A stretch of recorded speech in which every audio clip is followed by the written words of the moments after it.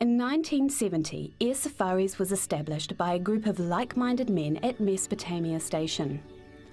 Founding partner Richard Raywood pioneered aircraft in hunting, fishing and scenic flights. This Kiwi do-it-yourself attitude led to building airstrips in remote areas. A move in 1974 to today's Lake Tekapo base saw the business grow rapidly as Air Safaris expanded its scenic flights over Aoraki Mount Cook and the glaciers.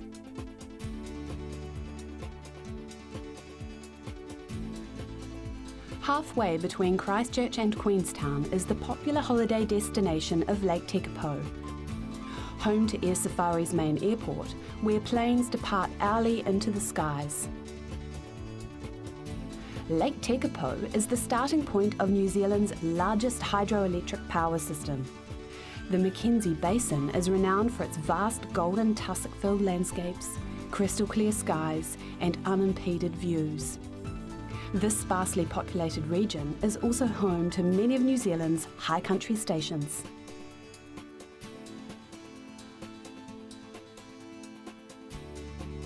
Tekapo Township is nestled along the shoreline of Lake Tekapo. The lake is turquoise in colour, caused by glaciers grinding over rocks creating rock flour, which is carried into the lake by rivers.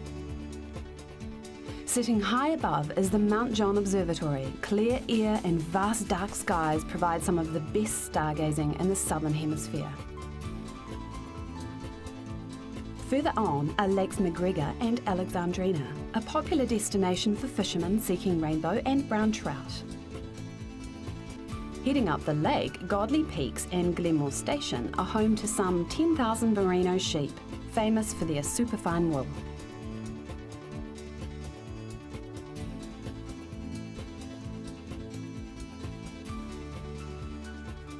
Feeding Lake Tekapo is the Godley River, a braided river system. It is home to the black stilt, one of the world's rarest birds, with a population of around 80. The banks of the Godley give way to Lilybank Station, which is a renowned setting for trophy tahr and deer hunting. Flying up the Godley River Valley, you can see the first snow-bearing mountains of the Sibbald Range. Reaching up to 2,800 metres, the Sibbalds provide an ideal habitat for tahr, chamois and red deer.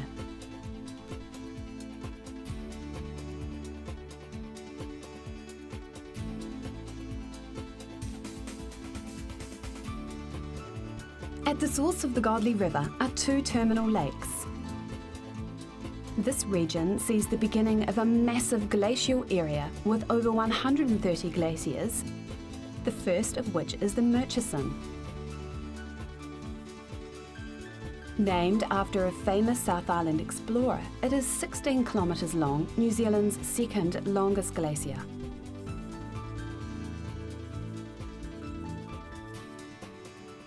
Situated close by is the head of the Tasman Glacier. This is New Zealand's longest glacier.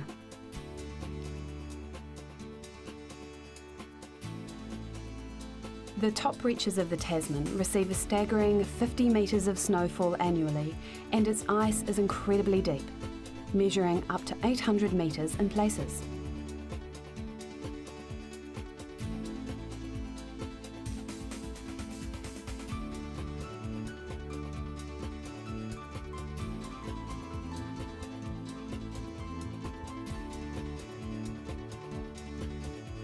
Travelling along the glacier's length, the Southern Alps stand majestically to the west and form the main divide of the South Island.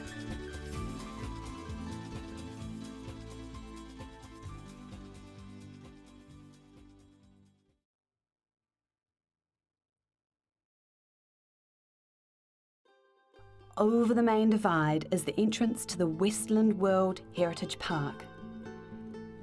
Views of the west coast and Tasman Sea may be glimpsed as the terrain drops sharply from mountain through valley and rainforest to the nearby coastline. The western side of the divide is home to the Franz Josef and Fox glaciers.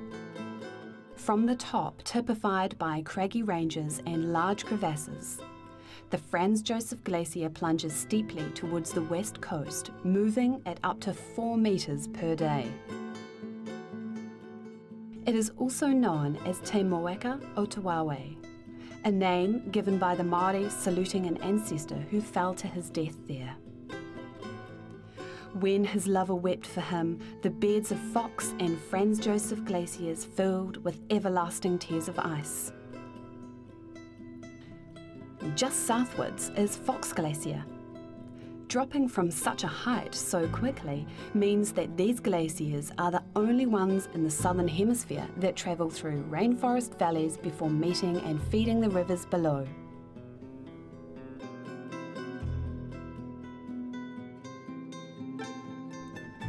From glaciers to mighty peaks of the Southern Alps and New Zealand's highest mountain range. Named after the Dutch explorer Abel Tasman, who was the first European to discover New Zealand, Mount Tasman is New Zealand's second highest mountain at 3,497 metres high. Its steep faces and difficult terrain make it a challenging climb, and it was first ascended in 1895 by Matthias Zurbriggen. Just south and standing taller than any other mountain in New Zealand is Aoraki Mount Cook. Translated from Māori, it means cloud piercer, and reaches 3,754 metres. It was first climbed on Christmas Day in 1894 by locals Tom Fife, George Graham and 19-year-old Jack Clark. In 1991, a spectacular avalanche sheared 20 metres off the summit, where around 14 million cubic metres of rock fell away.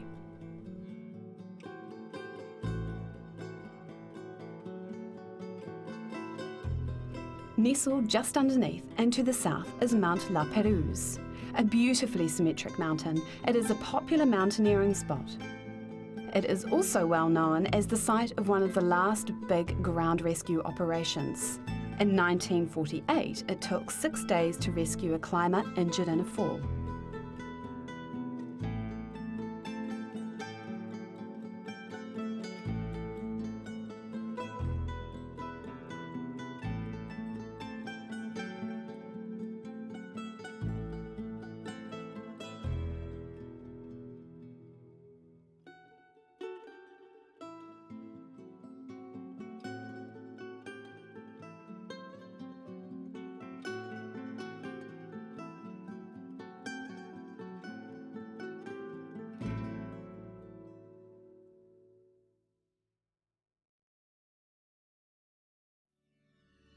Flying out of the mountains, views of the Tasman Glacier and the Sealy Range abound.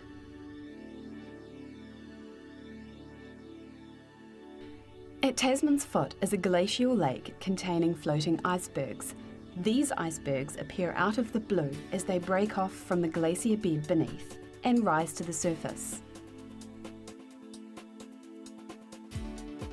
The valley opens out to views of Lake Pukaki and the vast open expanse of the Mackenzie Basin.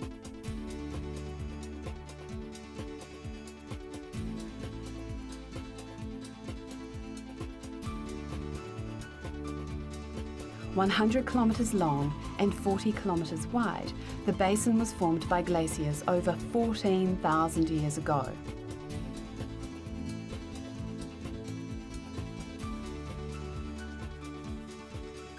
In a country where breathtaking scenery is the norm, this incredible region is a landscape of unsurpassed beauty.